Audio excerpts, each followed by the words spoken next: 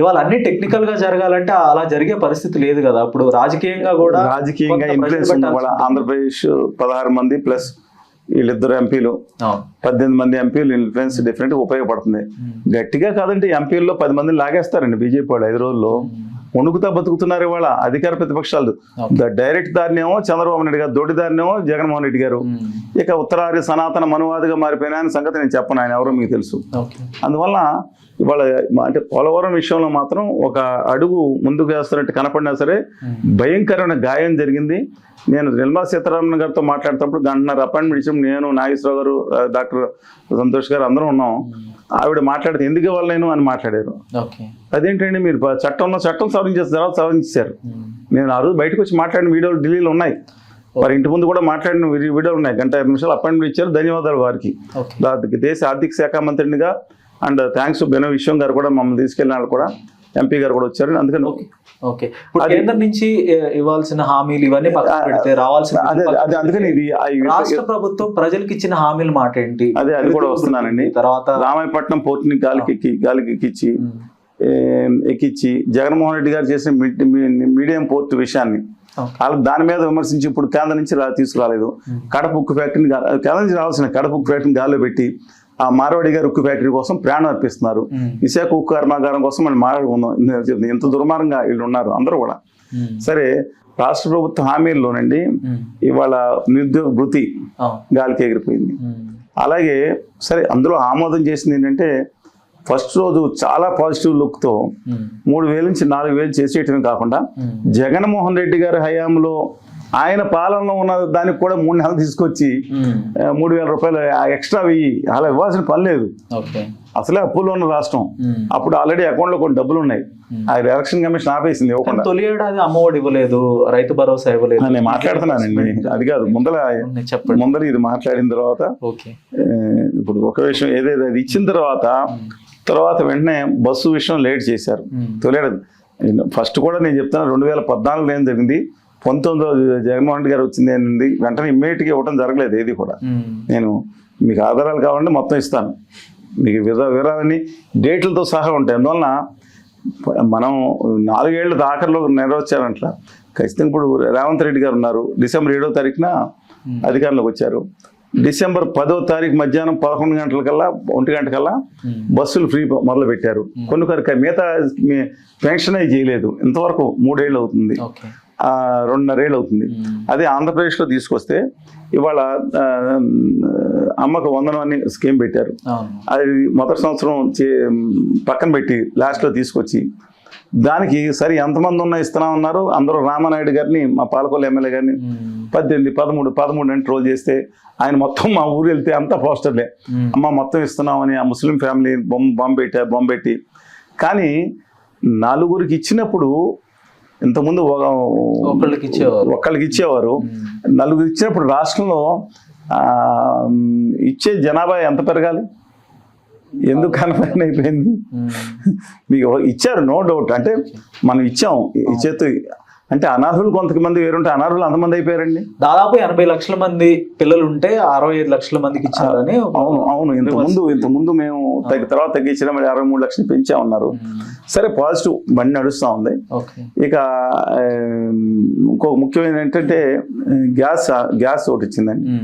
Gas మొత్తానికి పొరపాటు దాంట్లో వేసారు. కానీ ఇప్పటికి కూడా ఆ స్కీమ్లో రిటర్న్ వాళ్ళందరికీ అందట్లేదు, చాలా మంది కన్నా చేయాలి. తర్వాత ముఖ్యమైనది ప్రతి మహిళకి 18 ఏళ్ళు నిండిన ప్రతి మహిళకి కండిషన్స్ నాట్ అప్లైడ్ 1500 సంవత్సరానికి 18,000 రూపాయలు చొప్పున ప్రతి నెల ఇచ్చే స్కీమ్ పక్కన పెట్టి P4 కని అనుసంధానించేది అన్నారు. ఆ P4 ఏమైంది? ఎంతవరకు ఆర్థిక సహాయాలు వచ్చి ఇంతవరకు అది సాధ్యం కూడా కాదు. అలవిగానే హామీలండి. ఆ పన్నులకి ఎక్కువ ఇవ్వాలి. నిజంగా ఇప్పుడు డిజేబిలిటీ ఎక్కువ ఉన్న వికలాంగులకు ఇంకా 2,000 ఎక్కువ ఇవ్వాలి. ఆ పన్నులకి ఎక్కువ ఇవ్వాల్సి ఉంటుంది. కెనాట్ మనం వాళ్ళని ఆపలేము. కానీ అవసరం లేని దాన్ని ఇవ్వకూడదండి. అందువలన ఇక రాష్ట్ర స్వావలంబన విషయానికి వస్తే ఆర్థిక అప్పుల విషయంలో మాత్రం రాష్ట్ర విభజన జరిగేటప్పటికి 1,05,000 నుంచి 1,08,000 కోట్లు. విభజన జరిగినప్పటికీ ఇంకా అప్పులు పూర్తిగా కంప్లీట్ కాలేదు. తర్వాత 6 నెలల సంవత్సరంలో ఇప్పటికీ కొన్ని సంస్థల ఇది కాలేదండి.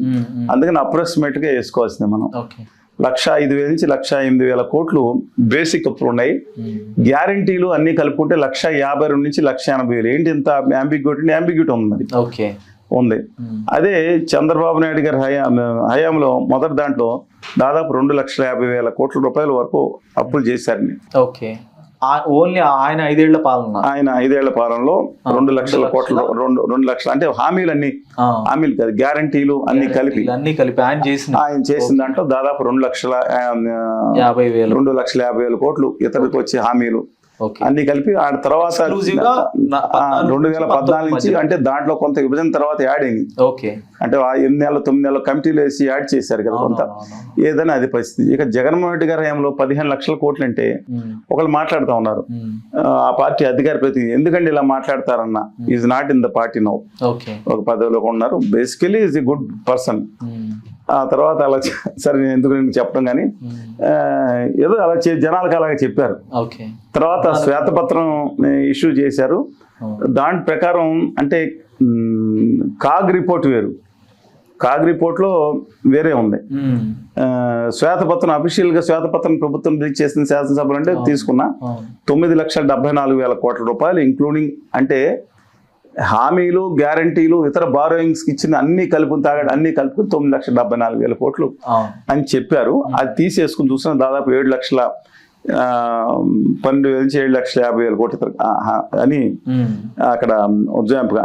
ఎంత అసలు ఏ రాష్ట్రంలో ఇంత అంబిగ్యూటీ ఉండదు, ఒకరినొకరు కాపాడుకుంటారు. ఎందుకనంటే ఆ రాష్ట్రం బాగోలేదని రాస్తే వచ్చేవాడు వచ్చి ఇప్పుడు పెట్టుబడి పెట్టడం, బాగోలేదని రాస్తే అవతల పార్టీకి పాత పార్టీని తిడతాం బాగుంటుంది. అందుకని ప్రతి పార్టీకి ఇది సంకటం పరిస్థితి ఉందండి, టెక్నికల్ పరిస్థితి ఇది. అందుకని మన రాష్ట్రం ఇంత డెవలప్ అయింది, అభివృద్ధి అయిందని చూపిస్తే కేంద్ర ప్రభుత్వం నిధులు వస్తాయి.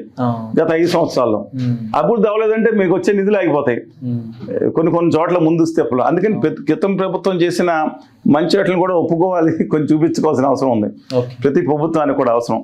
అందుకని ఇవాళ ఈ 2 సంవత్సరాలు కూడా కంప్లీట్ కాలేదు. అంటే ఇప్పుడు లాస్ట్ మంత్ ఫిగర్స్ కాదు, మనకు ఒక మంత్ 1.5 మంత్ ముందు ఫిగర్స్ వస్తే దాదాపు మళ్ళీ దీంట్లో మళ్ళీ జీవోలు అంతా, ఇంతకుముందు జగన్ గారి గవర్నమెంట్లో కూడా సీల్ జీవోలు పెడతారు, కనపడకుండా బ్లాంక్ ఇది కూడా ఇవాళ కూడా అదే పరిస్థితి. అయినా సరే దాదాపు 2,40,000 2,50,000 కోట్లు అంటే సంవత్సరానికి 1,00,000 కోట్లు తక్కువ కాకుండా, నెలకి 10,000 కోట్లు తక్కువ కాకుండా తీసుకొచ్చి, అంటే ఒక నెల తక్కువ ఉండొచ్చు, దాదాపు 2,00,000 కోట్లు అప్పులు తీసుకొచ్చినట్టు హక్కులు కానీ హామీలు కానీ తీసుకొస్తున్నారు. ఈ లెక్కను చూసుకుంటే వచ్చే 3 సంవత్సరాల్లో దాదాపు అప్పులు 5,00,000 కోట్ల రూపాయలు దాటిపోయేటట్టు కనపడుతుంది. ఎందుకంటే ఇప్పుడు డెవలప్మెంట్ యాక్టివిటీస్కి అప్పులు తీసుకురావట్లేదు, సాంఘిక సంక్షేమ కార్యక్రమాలు కొన్ని అమలు చేయాలి. దీనికి అప్పులు తీసుకొస్తా ఉంటే ఏ పరిస్థితులకు వెళ్తుందండి? ఇది చాలా ఇబ్బందికరమైన పరిస్థితుల్లో ఉంటుంది. అందువల్ల ఇప్పుడు ఇంకొక ఔఫారిటీస్ టు ఐ డోంట్ నో, మీరు నమ్మలేని నిజం ఏంటంటే ఇప్పుడు ఆర్టీ యాక్ట్ వస్తే కానీ మాకు పూర్తిగా తెలీదు. నేను అసలు వీళ్ళు ఇండస్ట్రీస్ రావడానికి రాష్ట్రాన్ని అడ్డంగా రాసిచ్చేస్తున్నారా అనిపిస్తుంది. మన కేంద్రాన్ని నుంచి వచ్చే ఇండస్ట్రీస్కి మనకు రాయితీలు వస్తే వాళ్ళకి కాళ్ళు పట్టుకుని మనకి సెక్రటరీ చుట్టూ తిరుగుతారు, నీకు ఇన్సెంటివ్స్ వచ్చింది కాబట్టి మేము పెట్టుకుంటాను, నీకు ఇది ఉందా, నువ్వు పొల్యూషన్ నువ్వు వెళ్ళిపో, నువ్వు పొల్యూషన్ ఏందని. మా వాళ్ళకి ఎంతమంది ఉద్యోగాలు ఇస్తారు? నేను డేటా గోడౌన్ పెడతానని అంటారు ఒకళ్ళు. డేటా గోడౌన్ ఉంటాయి కదండి, ఆ డేటా గోడౌన్ పెడతాను, మాకు 300-400 మంది ఉద్యోగాలు వస్తాయంటే మాకు వద్దయ్యా, నువ్వు కరెంట్ ఖర్చమే 28,000 కోట్లు లైన్లు వేసుకోవాల్సి వస్తుంది మీకు ఆదాని డేటా సెంటర్కి. దాని నీళ్లు మన్ను మశానం అంతా పోలవరం కట్టలేదు ఎత్తిపోయాల్సి వస్తుంది, నువ్వు ఎంత డీసాలినేషన్ చేస్తున్నా మేము దానికి ఇన్ఫ్రాస్ట్రక్చర్ కూడా పడలేమని చెప్పి వాళ్ళని పంపించేసి ఇక సాఫ్ట్వేర్ కానీ లేదంటే లాజిస్టిక్స్ కానీ లేదంటే ఎక్స్పోర్ట్స్ కానీ అంటే యాన్సిల్ ద్వారా కనీసం ఒక 4-3 లక్షల మంది మన యువతకి యాన్సిలరీ ఇండస్ట్రీస్ వచ్చేటట్టు ఇది ఉపాధి జరిగేటట్టు పెడతా, నువ్వు పోవయ్యా మా వాళ్ళకి ఇచ్చుకుంటావు అని చెప్పొచ్చు. ఇప్పుడు వాళ్ళ కాళ్ళ చుట్టూ మొక్కి నీకు 20,000 కోట్లు 40,000 కోట్లు ఇస్తాం బాబు, మా విశాఖపట్నానికి క్యాపిటల్ మైన్స్ వద్దు, నువ్వు క్యాపిటల్ మైన్స్ తెచ్చుకో, లేకపోతే నీకు మా పోర్ట్ వాడు పక్కన పెట్టేస్తాం. గంగవరం పోర్ట్ ఏంటంటే చేసింది దుర్మానం కదా. మా అద్దాని గారు అడ్డంగా లాక్కున్నారు, జగన్మోహన్ రెడ్డి గారి ప్రభుత్వం సహకరించింది, అడ్డంగా సహకరించింది. రాష్ట్ర ప్రభుత్వం వాడు అమ్మాల్సిన పనే లేదు, రాష్ట్రానికి సంబంధించి చెందుతుంది అది. అది ఇవాళ వరకు ఈ ప్రభుత్వం వచ్చి దుర్మార్గం వీళ్ళు కూడా కుమ్ముక్కు అయిపోయారు అనమాట. మొత్తం సర్వం గుమా వ్యాపారులకి, గుమా అంటే గుట్టుగా మాయ చేసే గుజరాతీ మారోడు అని కాదండి, అయిపోయింది. అంటే వాళ్ళు ఏం జరుగుతుంది ఇవాళ అంటే పారిశ్రామిక విధానంలో అభివృద్ధి కనపడతా ఉంది. ఆంధ్రప్రదేశ్కి లాభం ఏంటంటే ఒకటి చెప్తాను, ఎకో సిస్టమ్ ఏదైతే ఉందో కియాకి అద్భుతమైన no second thought in that. Kia రావటం వల్ల అంతపూర్లో ఫ్యాక్షన్ హిడెన్ ఏరియా అని పేరున్న దగ్గర, అసలు నీళ్ళు లేని దగ్గర అనే ప్రాంతం దగ్గర రావటం చుట్టుపక్కల వాళ్ళ స్థానికులకు ల్యాండ్స్ ఉండిపోయినాయి 80%. ఇవాళ 5,000, 10,000, 20,000 చేయని ల్యాండ్ లక్షల కోట్ల రూపాయలు చేరుకుంది. ఇవాళ ఆర్టిఫిషియల్ ఇంటెలిజెన్స్ తర్వాత గొప్పగా చదువుతున్నారు. కానీ ఇవాళ ఇక్కడికి వచ్చేటప్పటికండి నక్కపల్లి మారోడి గారి ఫ్యాక్టరీ ఒకటి పెడుతున్నారు. ఏం జరగబోతుందంటే ఎన్ని ఉద్యోగాలు వస్తాయంటే లేదు. అలాగే మీరు నమ్మలేని నిజం, రాష్ట్ర ప్రభుత్వాన్ని ఎవరైనా అడుగుతాను, నేను మహారాష్ట్రకి వెళ్ళి వచ్చాను, వాళ్ళు తరిమేశారు BPCL Aramco company, Bharat petroleum corporation ఇక్కడ పెడతారంట 1,00,000 కోట్లు పెట్టి. నేను ఔఫారిటిస్ట్ మరి గౌరవ రాష్ట్ర మంత్రి గారు భరత్ గారు లేకపోతే కార్మిక మంత్రులు వాళ్ళు ఎవరిని ఇవ్వాలి ఏంటండి, వాళ్ళు సెంట్రల్ గవర్నమెంట్ 96,000 కోట్లు పెట్టి ఒక రిఫైనరీ, అసలు రిఫైనరీలు పోతున్నాయి, అప్పుడు కాలుష్యం వచ్చేస్తుంది, ఎంప్లాయ్మెంట్ కూడా రాదు. 1,00,000 కోట్లు పెడితే 2,000 మంది కూడా ఇండైరెక్ట్ ఎంప్లాయ్మెంట్ కూడా తక్కువ లోపల ఉంటాయి మిగతాన్ని. అందులో మన తెలుగు వాళ్ళు 100 మంది వస్తారో లేదు తెలియదు. ఇది అమ్మకం పన్ను వస్తుంది, అమ్మకం పన్ను ఎగ్జామ్షన్ ఇచ్చేసారంట 17. ఇది నిజం, నమ్మలేని నిజం చెప్తున్నాను. కేంద్ర ప్రభుత్వానికి ఇది వివరణ ఏమంటున్నా, 96,000 కోట్లు పెడితే రాష్ట్ర ప్రభుత్వం 42,000 కోట్లు క్యాష్ ఇస్తుందా? ఇది నిజమేనండి? నమ్మశక్యమైంది? ఈ దేశ చరిత్రలో ఎప్పుడు నెల జరిగిందా? ఇది అభివృద్ధి? నేను అడుగుతున్నాను వాళ్ళు, నేను తెలుసుకున్న సమాచారం అది. If I'm wrong please correct me. దాంతోపాటు మొత్తం ఈ సేల్స్ 15 ఏళ్ళు 20 ఏళ్ళు, గత 20 ఏళ్లలో వచ్చే 20 ఏళ్ళలో రాష్ట్ర ప్రజలు కట్టిన పన్నుని తాకట్టు పెడుతున్నారు. ఇది అభివృద్ధి? రాష్ట్రం అభివృద్ధి అంటే స్థానికుల్ని యువతని మిళితం చేసుకునే అభివృద్ధి అవుతుంది. ఇక మిగతాది ఏంటంటే రోడ్లు కానీ దాంట్లో కానీ మిగతా విషయాల్లో కానీ వాళ్ళ గ్రామీణ మిగతా చోట్ల రోడ్లు ఒక మనం అంటే కంపారిజన్ చెప్తున్నాను, డెఫినెట్గా ఇంతకుముందు కంటే డెఫినెట్గా బాగున్నాయండి. అంటే నేను బేసిక్గా అక్కడ చూసేది గ్రామీణ ప్రాంతాల్లో అటవీ ప్రాంతాలకు వెళ్ళానండి. అటవీ ప్రాంతాల్లో రోడ్లు ఇంతకుముందు మీద నేను విశాఖపట్నం దానికి వెళ్ళినప్పుడు ఎలక్షన్ ముందు వెళ్ళాను, తర్వాత కూడా వెళ్ళాను. బేసిక్గా అంటే కొన్ని ప్రాంతాలు ఇంకా ఇబ్బంది ఉంది డెవలప్ అవడం, కానీ మా పాలకొల్లు రోడ్లు కానీ మిగతా చోట్ల నేనే బాగా తిరుగుతాను. సంవత్సరానికి 1,00,000 కిలోమీటర్ల కార్లో తిరుగుతాను కదండి.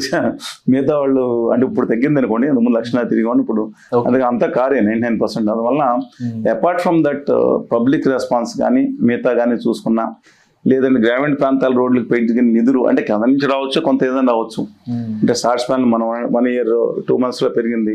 ఇంకా వేస్తున్న రోడ్డు ఈ సందర్భాలు చూసుకుంటే బెటర్గా ఇన్ఫ్రాస్ట్రక్చర్ కొంత బెటర్గా అవుతుందని అర్థం. ఇక నేను రైతు బంధు అనేది కొంచెం రేటైనా, నేను ధాన్యం మా పొలంలో మేము ధాన్యం అమ్మిన తర్వాత మాకు వితిన్ 2 days లో మీకు చూపిస్తాను అకౌంట్లో డబ్బులు వచ్చినాయి. వెంటనే 2 days లో నేను ఫ్యాక్ట్ ఇంతకుముందు 2-3 నెలలు అంటే ఒక 19 లో ముందు పడింది, 2021 లో లేట్ అయ్యి 2-3 months 4 months కూడా పడింది. అప్పుడు కూడా కొంతమంది తొందరగానే పడింది.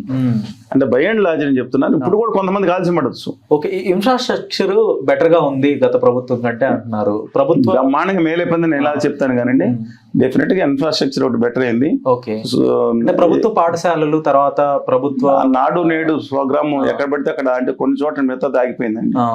ఎందుకంటే ఒకళ్ళకి పేరు వస్తుంది, ఇంకోళ్ళ కాదు. అది ఏదైతే అది ఒకటి ఆ రోజు క్లినిక్స్ ఇవ్వటం కానీ, గ్రామ సచివాలయాల విషయంలో కానీ వాళ్ళ వెనక్కి వెళ్ళిపోయింది. ఏంటంటే గవర్నీయులు ఉప ముఖ్యమంత్రి ఉత్తరాది సనాతన ఏదో వాదుగా చాలా ఉంది కదండి ఆయన పేరు, ఆయన హామీ ఇచ్చినట్టు వాలంటీర్లకు డబుల్ శాలరీ ఇవ్వలేదు, ఎత్తిపడేశారు వాలంటీర్ని. చూశారు మీరు, హామీ ఇచ్చి పెట్టిగా వెనక్కి వెళ్ళడం, హామీ ఒప్పోతే ఎవరు అడగ తీసేయమండి ఎవరిదన్నారు. కానీ గ్రామ సచివాలయాలు అనే వ్యవస్థ ఎంత ఉపయోగపడుతుంది ఇవాళ దేశంలో ప్రతి మిగతా రాష్ట్రాలు దానివల్ల దాన్ని పెట్టింది అక్కడ స్థిరపరిచింది. గ్రామ సచివాలయం మొత్తం కన్స్ట్రక్షన్ సరే గోడలకు రంగులు వేసారు పక్కన పెట్టండి చేసింది జగన్మోహన్ రెడ్డి గారి ప్రభుత్వం చాలా వరకు. నాడు నేడు స్కూల్స్లో కూడా నేను పాలకొల్లో సింగుడైన పక్కన స్కూల్ ఉన్నప్పుడు నేను అభివృద్ధి చేస్తానికి అక్కడ మంత్రి నరిబాబుని చెప్పాను కనుక్కోమని.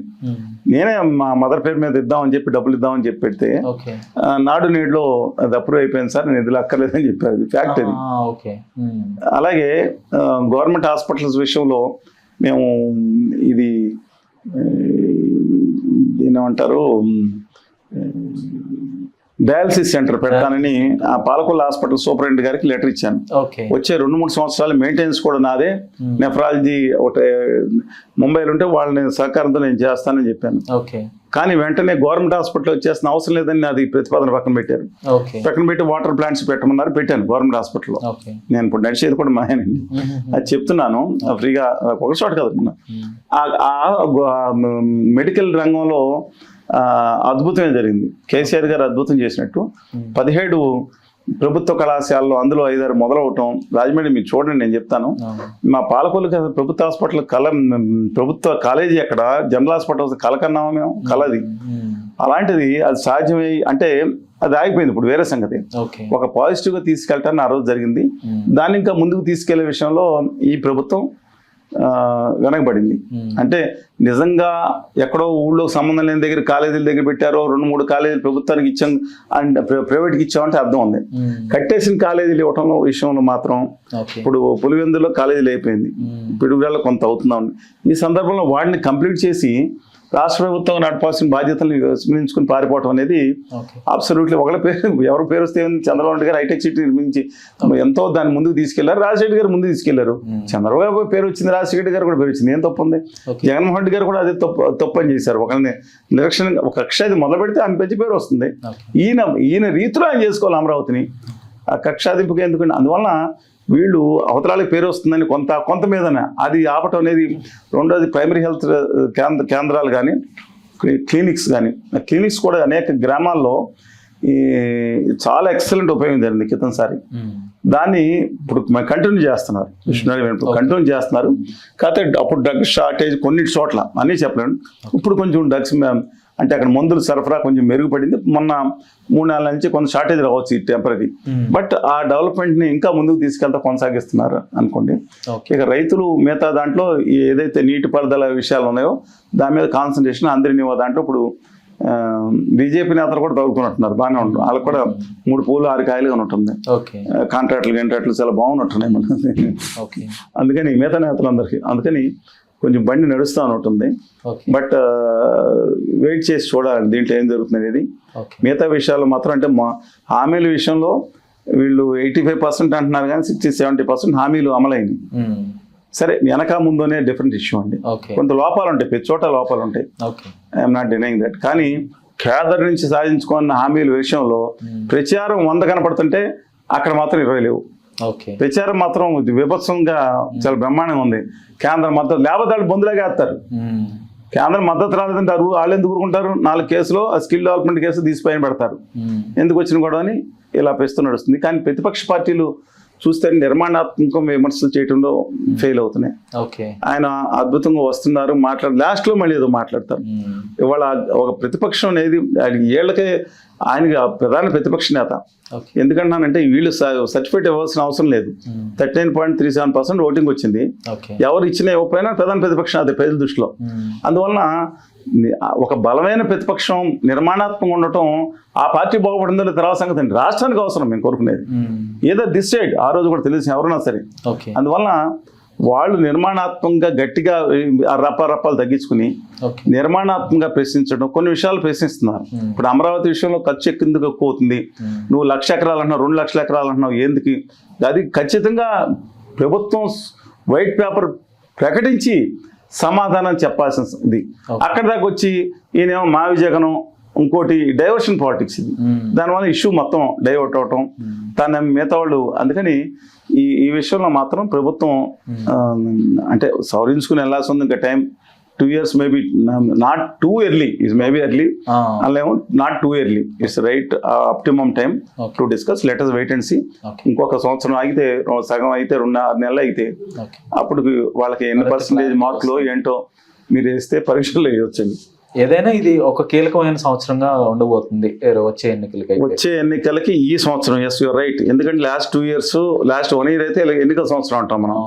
అందుకని ఏం చేయాలనుకున్నా ఇప్పుడు ఆ ప్రతిపక్ష నేత మీద లేదా అధికార నేత ప్రతిపక్ష నేత మీద కక్ష సాధింపు తీర్చుకోవాలనుకున్నా లేకపోతే నిర్మాణాత్మకంగా వీళ్ళు పనిచేయాలనుకున్నా ఈ వచ్చే 1 year చాలా క్రూషియల్ అండ్ ఇంపార్టెంట్. ఏది అధికార పార్టీకి కానీ ప్రతిపక్ష పార్టీకి కానీ. ధన్యవాదాలు. నమస్కారం. హలో, తెలుగు రాజ్యం ఛానల్ చూస్తున్నారా? సామాజిక రాజకీయ జీవన చిత్రణే తెలుగు రాజ్యం. అతిశయోక్తులు అసత్యాలు ఉండవు. రాజకీయ కోణం కాదు, ప్రజా కోణమే కొలబద్ద. తెలుగు రాజ్యం వీక్షణ మీ ఉత్తమ అభిరుచికి నిదర్శనం.